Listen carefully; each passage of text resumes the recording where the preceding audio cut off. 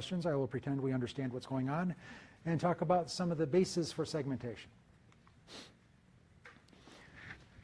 So segmentation is an art as well as a science. We had talked a little bit about big data and data analytics, and one of the ways that big data and or marketing analytics are useful is helping identifying clusters or potential segments that we might not have seen otherwise. So there's all kinds of ways to segment the market. I'm going to go through some of the more common approaches to segmenting the market, and then I'm going to talk about just some caveats about how to do it effectively. So one way of segmenting the market is based on business versus consumers. Would you say that businesses and consumers are, or businesses are similar to each other with respect to product and different than consumers?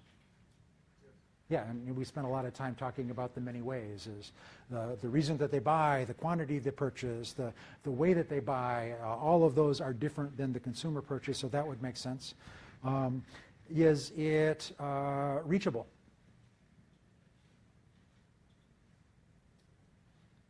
Yes.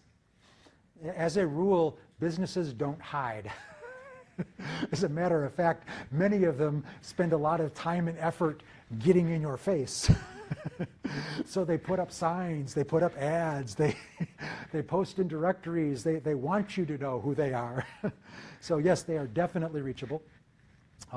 And then within that segment, many times we will sub-segmentize based on geography, size of business, industry. And again, we talked about all of the differences between business and consumer markets. Each of those differences could be a segmentation variable. Are they economically viable? Yeah. And again, this is a great place when we're starting to do some basic analysis where some of this economic census data can come in. Is if I'm thinking of targeting a business group, I can find out the number of establishments, the gross sales from that industry. Just gives me a sense, is there enough business there to justify targeting that segment?